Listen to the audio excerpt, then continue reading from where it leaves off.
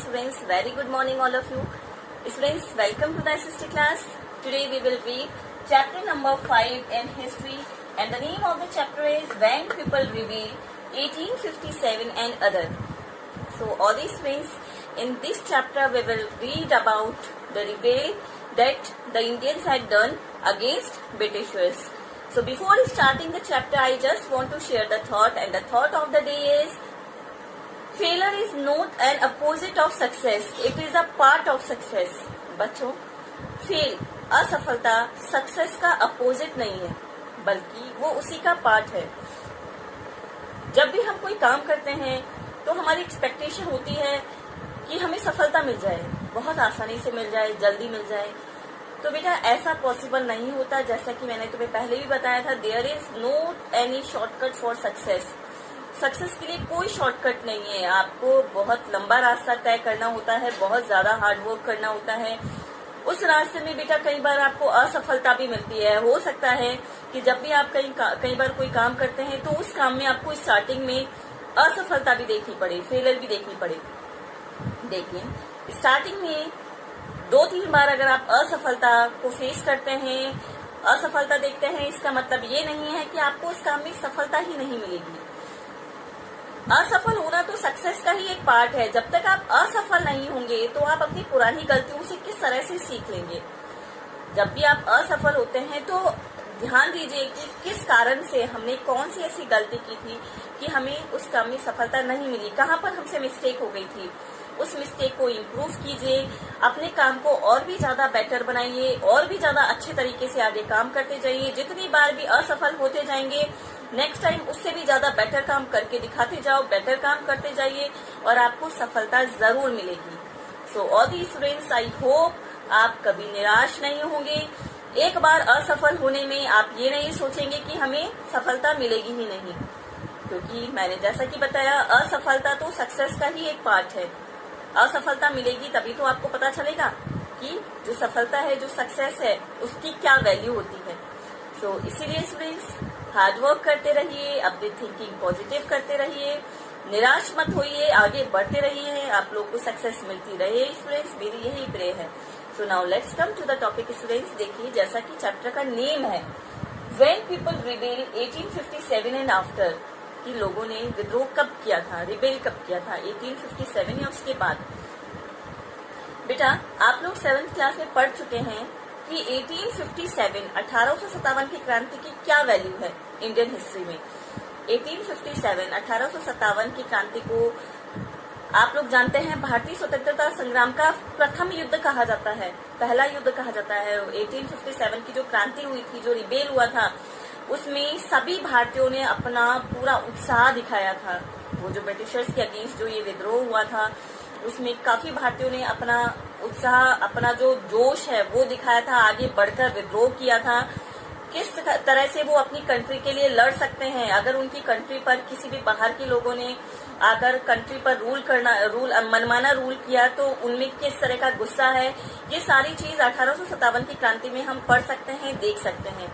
और यही नहीं स्टूडेंट्स, 1857 की क्रांति ने ब्रिटिशर्स को बहुत बुरी तरह से डरा दिया गया था. ब्रिटिशर्स ने पहली बार भारतीयों के गुस्से को इतने बड़े रूप में देखा था.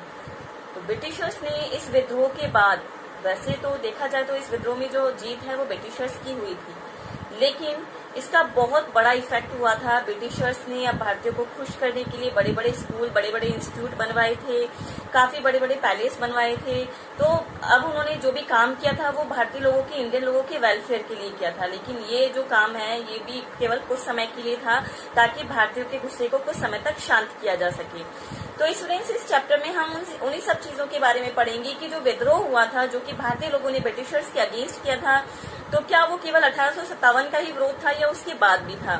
तो स्टूडेंट्स, क्या रीजन था 1857 के विद्रोह का, या उसके बाद जो भी विद्रोह हुए थे उसका क्या रीजन था, उन्हीं सब पॉइंट्स के बारे में हम इस चैप्टर में डिस्कस करेंगे. तो आइए स्टूडेंट्स एक बार देख लेते हैं आज हम अपने वीडियो में कौन कौन से पॉइंट्स देखेंगे. सबसे पहले हम जानेंगे इंट्रोडक्शन के बारे में.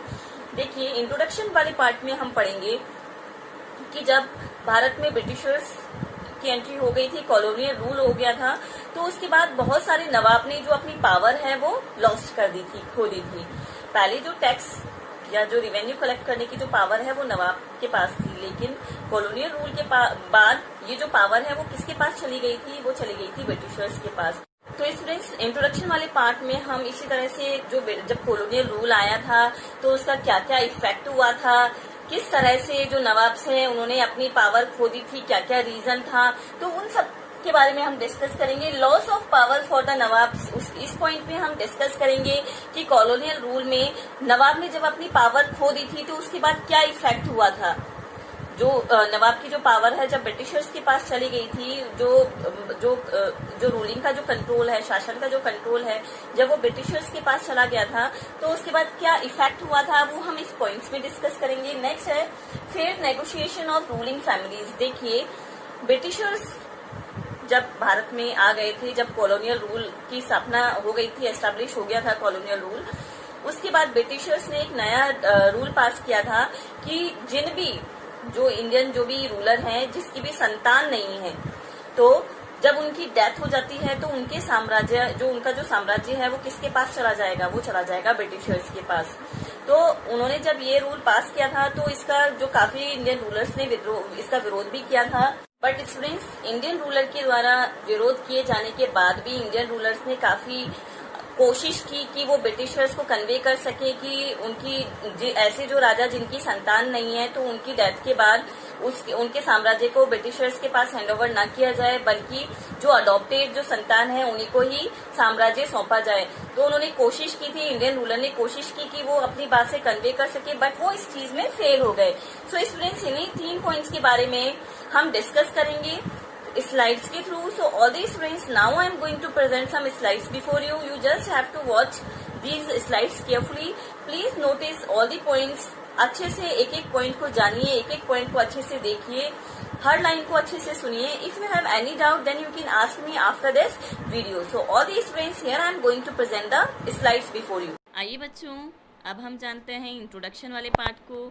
इंट्रोडक्शन वाला पार्ट पढ़ते हैं। तो देखिए, when East India Company established power in India, जब ईस्ट इंडिया कंपनी ने अपनी पावर इंडिया में इस्टेब्लिश कर ली थी, it affected the life of Indian kings, queens, landlords, peasant, tribals and soldiers in many ways. तो जब ईस्ट इंडिया कंपनी ने अपनी पावर को भारत में इस्टेब्लिश कर लिया तो उसके बाद बहुत सारे Indian kings, Indian queens, landlords, peasants, tribal और सोल्जर्स की लाइफ अफेक्ट हुई थी। Many of them revolted against the policies enforced by the British. बहुत सारे लोगों ने उन पॉलिसीज के खिलाफ विद्रोह किया जो कि ब्रिटिशर्स द्वारा लागू किए गए थे। The Nawabs who ruled the land till then slowly lost all their power. जो भी नवाब जिस जमीन पर, जो लैंड पर रूल कर रहे थे, धीरे धीरे उन्होंने अपनी पावर लॉस्ट कर दी, अपनी पावर खो दी। The Nawabs and the Rajas lost all their authority and honor.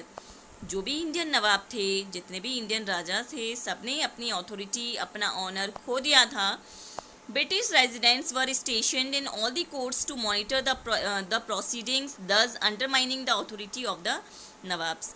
Britishers ने क्या किया, अपना रेजिडेंट्स अलग अलग जगह पर उन्होंने एस्टैब्लिश कर लिया ताकि वो नवाब के काम को मॉनिटर कर सकें।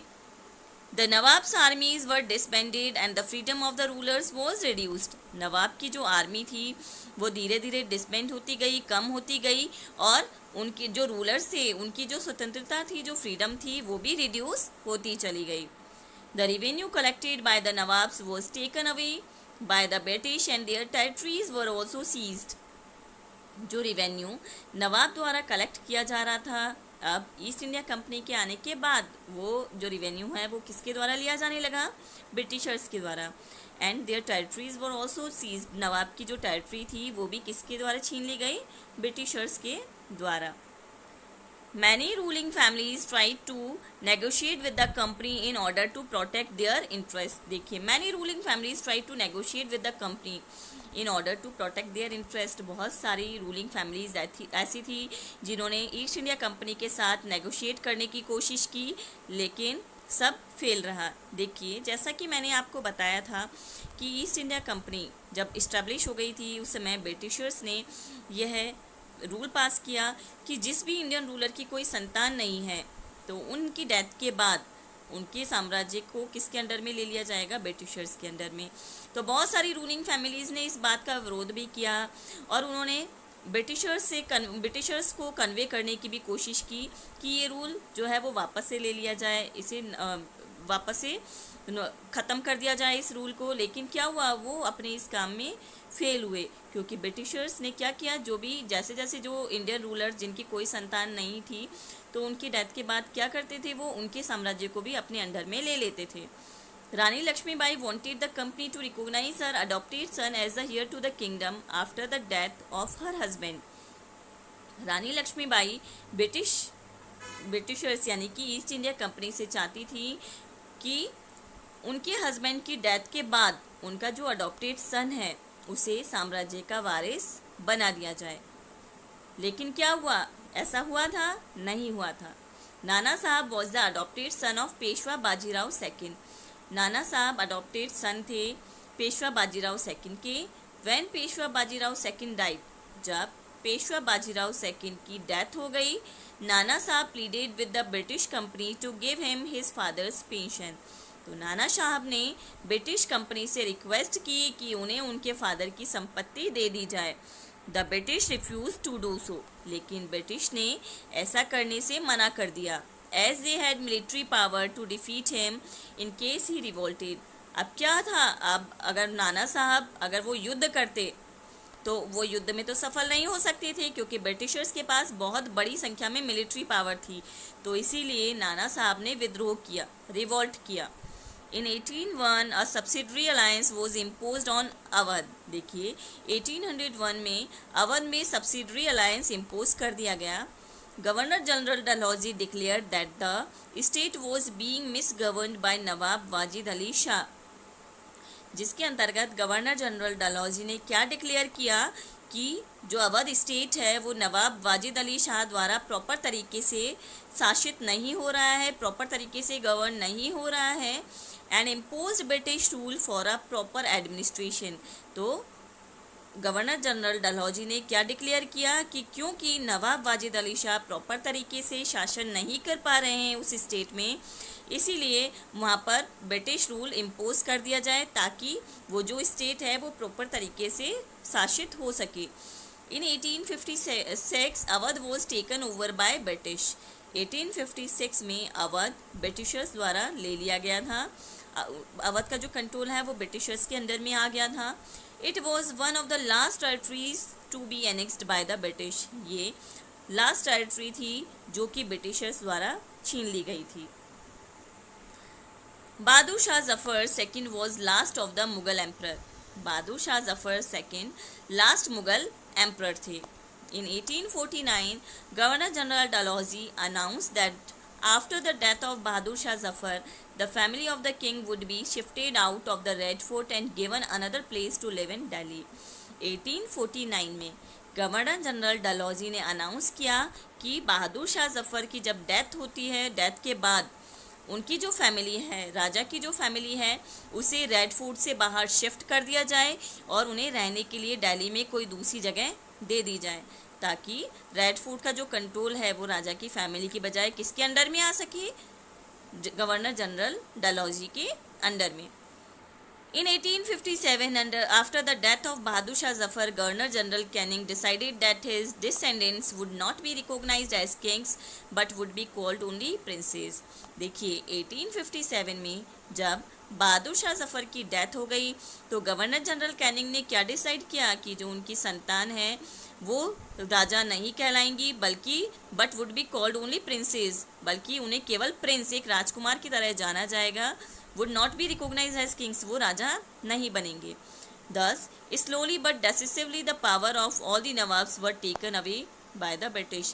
तो देखिए जब गवर्नर जनरल ने ये डिक्लेयर किया कि केवल वो राजकुमार कहलाएंगे, उन्हें राजा की पावर नहीं दी जाएगी, तो धीरे धीरे क्या हुआ स्टूडेंट्स, धीरे धीरे ब्रिटिशर्स ने जो नवाब्स थे, जितने भी नवाब्स थे, उनकी पावर को अपने अंडर में ले लिया था। अब हम पढ़ेंगे students loss of the power for the nawabs, किस तरह से धीरे धीरे करके नवाब की जो पावर है वो लॉस होती चली गई थी। Since the mid-18th century, the power of Nawabs and Rajas had been eroding. The authority and the honor which they had earlier commanded were gradually waning away. देखिए मिड 18th सेंचुरी में, यानी कि 1857 के बाद, मैंने जैसा अभी आपको बताया था, तो क्या हुआ था स्टूडेंट्स, जैसे ही ईस्ट इंडिया कंपनी इस्टेब्लिश हो गई थी तो धीरे धीरे जितने भी इंडियन नवाब थे, जितने भी इंडियन राजा थे, सबकी पावर धीरे धीरे लॉस होती चली गई थी। और वो जो पावर है वो किसके कंट्रोल में आ गई थी? ब्रिटिशर्स के कंट्रोल में। नवाब्स ने, राजा ने अपनी अथॉरिटी, अपना ऑनर धीरे धीरे खोना स्टार्ट कर दिया। The British had appointed residents in many courts. Britishers ने अलग अलग कोर्ट्स में अलग अलग जगह पर अपना रेजिडेंट्स अपॉइंट किया। The freedom of the Indian rulers was reduced and their armed forces were disbanded. देखिए, धीरे धीरे इंडियन रूलर्स की जो फ्रीडम थी वो भी रिड्यूस होती चली गई, कम होती चली गई, और उनकी जो आर्मी थी, जैसा कि मैंने अभी अभी आपको बताया, वो भी किसके पास चली गई थी, किसके कंट्रोल में चली गई थी? ब्रिटिशर्स के कंट्रोल में। The company also took away their revenues and territories in stages. जो रिवेन्यू ब्रिटिशर्स के आने के पहले नवाब्स कलेक्ट कर रहे थे, अब वो रिवेन्यू कलेक्ट करने का काम कौन करने लगे? कंपनी, यानी कि ब्रिटिशर्स वो रिवेन्यू कलेक्ट करने लगे थे। तो इस फ्रेंड्स, हमने पढ़ा इस पॉइंट में कि किस तरह से जो इंडियन नवाब हैं उन्होंने अपनी पावर लॉस कर दी थी। अब हम पढ़ेंगे failed negotiations of the ruling families. देखिए, many ruling families try to negotiate with the company to protect their interest but they failed. बहुत सारी रूलिंग फैमिलीज ने कंपनी के साथ साझा करने की भी कोशिश की, लेकिन वो अपने इस काम में फेल हो गए। जैसा कि मैंने अभी अभी आपको बताया था स्टूडेंट्स, अभी मैंने आपको बताया था कि ब्रिटिशर्स ने एक रूल पास किया था जिसके अंतर्गत जिन इंडियन राजा की, जिन इंडियन रूलर की संतान नहीं थी, तो उनके साम्राज्य को उन इंडियन रूलर की डेथ के बाद किसके, जो उनके अडॉप्टेड सन को ना देकर किसके कंट्रोल में दे दिया जाता था? ब्रिटिशर्स के कंट्रोल में। तो बहुत सारी रूलिंग फैमिलीज़ ने कंपनी के साथ साझा करने की भी कोशिश की, लेकिन वो अपने इस काम में फेल हुए। Let us take the example of Rani Lakshmibai of Jhansi. After the death of her husband, she wanted her adopted son to be recognized as the heir to the kingdom. Example के लिए हम रानी लक्ष्मीबाई का उदाहरण देखते हैं, जो कि झांसी से बिलोंग करती थी। तो जब उनकी हस्बैंड की डेथ हुई, उन्होंने मांग की कंपनी से कि उनका जो अडॉप्टेड सन है उसे ही साम्राज्य का वारिस बनाया जाए, लेकिन ब्रिटिशर्स ने उनकी इस मांग को नहीं माना, उनकी इस प्रपोजल को नहीं माना। Similarly, Nana Sahib, who was the adopted son of Peshwa Bajirao II, wanted his father's pension when the Peshwa died. और उसी तरह से पेशवा बाजीराव सेकंड की जो अडॉप्टेड सन थे नाना साहब, तो उन्होंने भी ब्रिटिशर से मांग की थी कि उनके फादर की डेथ के बाद उनके फादर की संपत्ति उन्हें सौंप दी जाए, लेकिन वही चीज़ हुई, ब्रिटिशर्स ने उनके इस प्रपोजल को भी नहीं माना। But the company always turn down such request. लेकिन क्या होता था, कंपनी हमेशा इस तरह के रिक्वेस्ट को नहीं मानती थी, एक्सेप्ट नहीं करती थी। सो स्टूडेंट्स, आज हमने इन 3 पॉइंट्स के बारे में पढ़ा। आज हमने इंट्रोडक्शन पढ़ा, आज हमने पढ़ा losing power of nawabs and rajas and field negotiations of ruling families. In our further video we will discuss some more points. हम कुछ और पॉइंट्स पढ़ेंगे। अब तक हमने सिर्फ पढ़ा है कि किस तरह से जो ईस्ट इंडिया कंपनी है वो भारत में आई थी, तो उसके बाद इंडियन रूलर्स और नवाब्स ने अपनी पावर खो दी थी। उन्होंने जब अपनी पावर खो दी तो उसका क्या परिणाम हुआ, क्या रिजल्ट हुआ था, लोगों ने किस तरह विद्रोह किया था, इन सब के बारे में हम हमारे नेक्स्ट वीडियो में डिस्कस करेंगे। So students, if you have any problem in today's video you can ask me any time. So till then all students keep learning, stay home, stay safe, take care all and thank you for watching this video.